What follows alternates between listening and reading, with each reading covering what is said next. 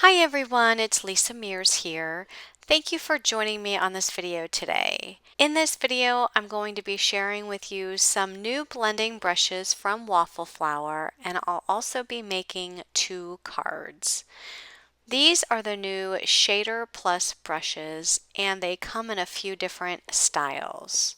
If you're familiar with Waffle Flower's shader brushes, these Plus brushes are a new enhanced version of their older shader brushes. The older brushes were designed to add ink gradually so that you can build up your layers of ink, whereas these new Plus brushes add a thicker coat of ink at one time, which will allow you to add ink more quickly to your stencils or die cuts. You can see that the brushes are pearl white and they have a gold bottom with a white brush. And they come in different sizes. The one that I'm showing you here is the Shader 1 Plus, and you can get them in a 5-pack, so you can use one for each color family. So the 1 Plus brush has a 1/2 inch round tip, and it's perfect for getting into smaller areas on your stencils. You can purchase a sampler pack which has all 4 size brushes in this one pack. So if you just wanted to try them out, this is perfect. By just getting the sampler pack, you'll have one of each type of brush. And then if you see one that you really like and you'll use often, you can always purchase the pack of multiples. So for example, it has this 1 Plus brush that I just showed you. So if you really liked that brush, you can purchase the 5-pack if you think you'll be using them for multiple colored inks. You also get in the sampler pack the Shader 3 Plus brush, which is a flat brush that has the bristles arranged at an angle for comfort and precision. You can also purchase this brush in a 5-pack. There's also a smaller version, which is the Shader 2 Plus brush, and this one has a flat tip that is 5/8 inches wide and 1/8 inch on its side. This one comes in a 15-pack. The last brush is the 0 Plus brush, and this is a smaller version of the first brush that I showed you. So you can see the difference in size. The 1 Plus brush on the left is a 1/2 inch tip, and the 0 Plus brush on the right is a 1/4 inch tip. And those are both round brushes, whereas the 3 Plus brush and 2 Plus brush are flat tips. So I'll be using these brushes with you today to make a couple of cards using some of their products. I have the Fall Leaves background stencil, and this stencil has a coordinating die called the Pop-Up Fall Leaves panel die. I also have the Ornaments Coloring stencil with the Ornaments background foil plate.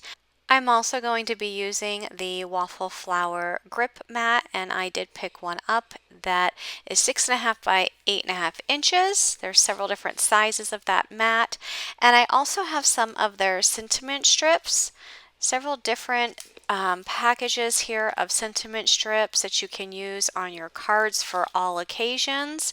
I have some black and white ones and some white and silver ones. And I'll have all of these products linked down in the description box below in case you're interested in finding out more about these products. So I'm starting out with the Pop-Up Fall Leaves panel die. This is an A2 size die, so it'll fit the front of an A2 size card, and I'm just die cutting it here with some white cardstock.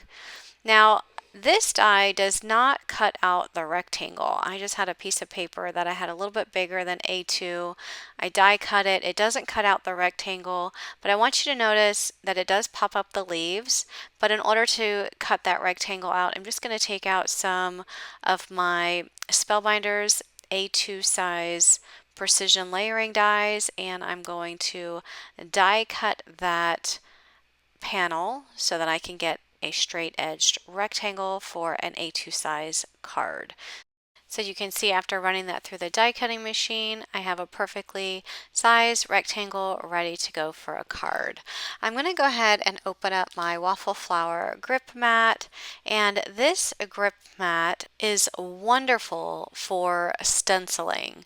It has a sticky front and a sticky back, so it's not only going to stick to the table there, but it's also going to stick to your stencil, but it's not going to tear your paper.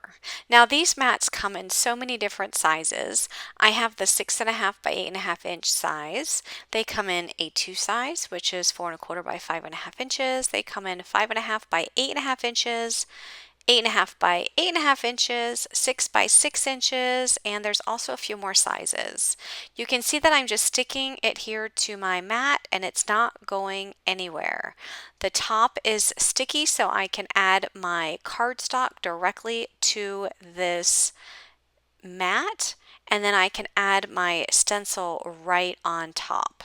And when I add my stencil, I'm just going to line it up so the stencil coordinates with the die. So I'm just going to line it up with the cardstock, and once it's lined up, I'm just going to press that stencil down to my grip mat.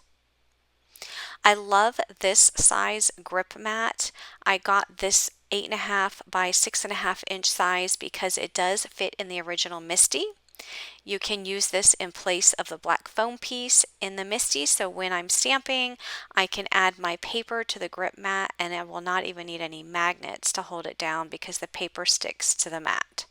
So here I'm going to go ahead and do some stenciling. I'm using 3 different Distress Oxide inks. I'm using the Picked Raspberry, Spiced Marmalade, and Mustard Seed. So I'm taking one of my 1+ brushes and I dabbed it in the Picked Raspberry ink, and I am just inking up the edge of the leaves. I'm going to take another shader 1+ brush and I'm going to use the Spiced Marmalade and ink up some more of that leaf, and then I'm going to come in with the Mustard Seed and ink up the rest using another shader brush. So what I love about these shader brushes is that they are pretty small and you can really get into certain parts of your stencil without it going into the next opening. So you can see there are several different leaves on this stencil, and I'm going in one leaf at a time, and I'm inking up that leaf in 3 different colors. Now you don't have to ink up each leaf in 3 different colors. I'm just doing that because this is a fall stencil and I think having different color inks on these leaves would be super pretty. You can always go in and color each leaf a separate color. So for example, have one leaf that's pink, another leaf that's orange, or another leaf that's yellow, but color the whole leaf in that specific color. If I were to use just a regular larger ink blending brush, I would not be able to have such control of my ink blending because the larger brush would go over all of the other openings that are surrounding the specific leaf that I'm inking. These brushes also eliminate the need to having to mask the other stencil openings that are surrounding the specific leaf that you're inking, because these blending brushes allow for more detailed and precision ink blending. So if you like the idea of being able to take a stencil and inking it up in different colors rather than just one ink color, these blending brushes are perfect for that job. And just so you can see, here is a typical blending brush that I would use when stenciling. So if I were using this, you can see that the brush on here is very large and I would not be able to color the leaves in different colors. You can see the difference between the sizes here. And if I were to use that large blending brush that I had there on the right, I would definitely have to use some tape to mask off the other openings of the stencil if I wanted to try and achieve this similar look. So think of all of the different color possibilities that you can achieve with this type of stencil. The autumn leaves are so beautiful when they change colors. You can do different color combinations such as red, green, and orange and yellow, or you can add some teals and purples in there. Think about all the different possibilities that you can create with this particular stencil. So I'm going to go ahead and cut this down a little bit more because right now I have an A2 size panel and I want to be able to have a mat on the back of this. So I'm just going to cut this down just a tad bit more so that I can mat this panel. This die also puts these little holes in all of these leaves. Make sure you poke all of those out, but watch what happens when I just bring those leaves up on the sides. It just has this beautiful dimensional look because now you have these leaves that are popped up on your panel, and then you can also see the cardstock from the matte panel that you put underneath, and you'll see that in just a minute. So before I add this to a matte, I am going to add a sentiment, and I was debating if I wanted to use the black sentiment or the white and silver sentiment. I chose to go with the white and silver sentiment because I'm going to be using a piece of silver metallic cardstock as my mat, and I thought that the silver in the sentiment went beautifully with the silver matte cardstock that I'm going to be using. But I am going to put this up on foam. So these sentiments from Waffle Flower, they are not stickers. You can put glue on the back, but I'm putting foam so that it pops up on my panel. The leaves that are behind that sentiment, I did not pop up. I left them flat so that that sentiment would sit nicely on that card panel. So here's the holographic mirror paper that I'm going to be using. It's from scrapbook.com and it is so pretty. It has these silver and gold sheets that have a beautiful metallic shine to them. And I was just trying to see which one I wanted to use. I ultimately chose the one with the little almost like dots on it, and I'm going to put that behind this panel. The holographic mirror paper that I used is from an A2 size paper pad, so all of the sheets are already cut down to an A2 size for you. So that's going to fit nicely behind this panel, which is a little bit smaller than A2 in size. I am putting glue behind the panel, but not on any of the leaves that are popped up, just on the white area that you see on the front.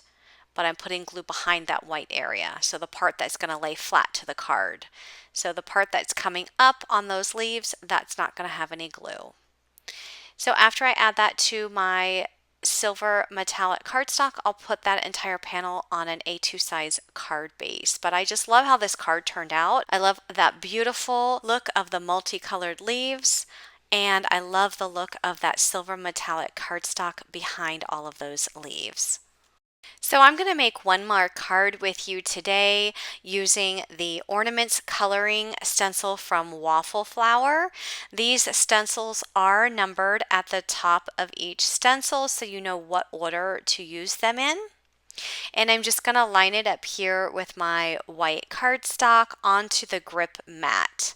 I love this grip mat. I love how it holds the cardstock and the stencil in place. So this first stencil is actually going to have the openings for the background, and I'm going to ink that up in some of the Spun Sugar Distress Oxide ink. This time I am using a large blending brush because all of the openings of the stencil are going to be the same color. Using the larger blending brush will allow me to get a lot more ink down on my cardstock much more quickly. Once I finish with stencil 1, I'll remove it and then I'll line up the second stencil. And for this stencil, I'm going to be using the Kitsch Flamingo ink, and again using the larger blending brush because all of these ornaments are going to be the same color. I want to add a shadow to these ornaments, so I'm going to take my 1+ shader brush and I'm going to come in with that same pink ink but put it a little bit darker at the bottom edge of the ornaments that I've already colored. I am going to open up my Spun Sugar ink and blend the darker ink with the lighter ink just so that it has a little bit of a better blend. But you can see how using that shader brush with the smaller tip will allow you to just get in a little part of the open area of the stencil, and it gives you a more precise blend. So I really couldn't have done this with the large blending brush because it takes up too much space, but using the smaller shader brushes, it makes it so much easier to add the ink to those smaller areas. So I'm finished with that stencil, and now I'm going to go ahead and add the third stencil by just lining it up and pressing it down on my grip mat. And this stencil has some more ornaments on it, and I'm going to ink these up with a red ink. This is the Candied Apple Distress Oxide ink. I'm using the larger blending brush because I want to get the entire area, all of those open areas of that stencil with the candied apple ink. And then just like with the previous stencil, I will come in with my shader brush and I will ink up just the bottom edge to create some depth by adding a little bit more ink. I love these layered stencils because you can basically use any color inks that you want to create a beautiful, colorful background that's quick and easy. This last stencil part of the set, I'm going to come in with some of the candied apple and my blender brush and just get some of those smaller open areas of the stencil. I'm using the smaller blending brush because the larger blending brush would go over top of some of the other areas that I don't want to be red. Now this particular stencil, it just puts some decoration on these ornaments. So I'm going to use this stencil two ways. One with the red ink, but now I'm also going to come in and add some gold using my metallic gilding polish in Gold Treasure. And I'm using a palette knife to put that gold inside of some of those smaller stencil openings, and that's just going to put a really pretty gold accent on all of these ornaments. Once I finish, I will scrape off the excess with the side of my palette knife and put the rest in the jar. And then I'll remove that stencil and I'll go clean it off with some soap and water. And this grip mat, you can just spray with some water and wipe it down and then just cover it up, and it's good to go for the next time you want to use it. I am using a piece of the gold metallic cardstock from that same holographic paper pad as a mat. I did cut the center out just so I could save that center for another project, and then I'm going to use this Merry and Bright sentiment, and I'm going to add it with some foam at the top of the card, and I'll also add that to an A2 size card base. Now I do want to mention that with this particular stencil and card, I did not use the Glimmer hot foil plate that matches, just because my hot foil machine is still packed up from my move and I'm not able to find it yet because I'm still trying to unpack. My craft room is not ready yet, but it's almost there. I can't wait till it's completely ready so I can unpack and have all my supplies to use again. But you can see that this card, it's just as beautiful without the hot foil plate. But if you were to use the hot foil plate, it would just put gold outline along all of the edges of those ornaments. So once again, here are the two cards that I made. And if you are interested in any of the products that I've used in this video, please check the description box of this YouTube video for product links. And I always appreciate when you click on my links because it does help support me. I will also have a coordinating blog post with the blog post link in the description box as well. If you like this video, please give it a thumbs up, and thanks so much for watching. Have a great day, everyone. Bye-bye.